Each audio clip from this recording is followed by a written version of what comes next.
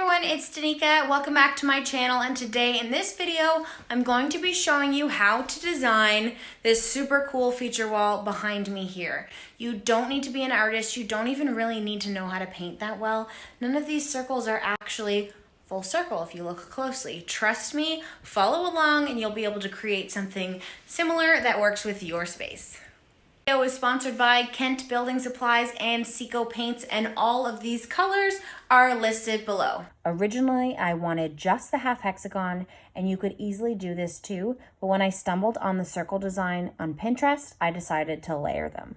I measured the center height of the wall and then about 3 feet out from the corner. It wasn't exact, but I used a piece of wood I had as a straight edge lying around, and I drew both of my lines.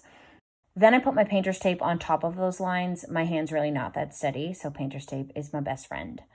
I do find, though, I love using painter's tape, but if you leave it on too long before pulling it off, the paint sort of cures on top and you can pull it off. So once you've put your paint on, I take my painter's tape off usually within the first hour or so.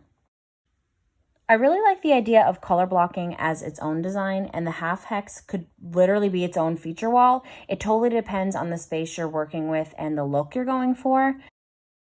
I went back and forth all night long. Do I put the circles on? Do I not? Do I leave it? And the next morning I just went for it. But I was so nervous that I was gonna screw it up. When I put that yellow on, I thought, okay, why did I do that? I often hear people say that they're not an artist, they couldn't do it, but trust me, it's super easy. The circles aren't even full circles. If you look close enough, I just freehanded it. It really doesn't matter. Most decals that I looked at before doing my own that I was thinking about buying are designed to look as if they're imperfect and hand painted anyway. So if your circle turns out more like an oval or like a lopsided circle or not even a circle, don't worry about it. It does not need to be perfect.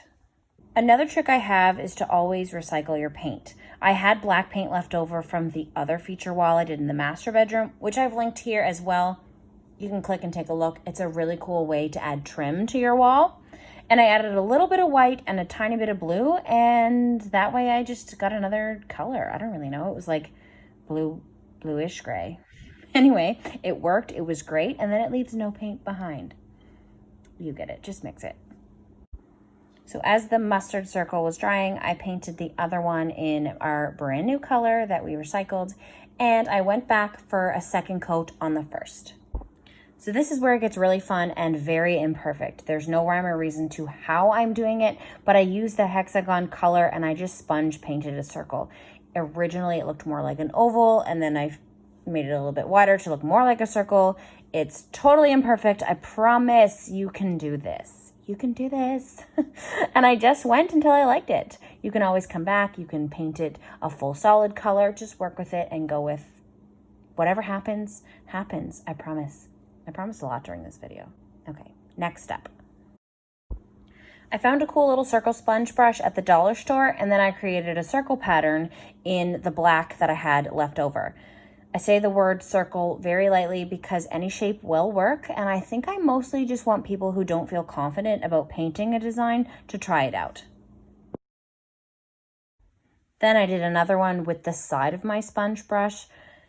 That way I had longer strokes, but I still kept with the circle round theme. I won't even say circle, I'm just going to call it a round theme now.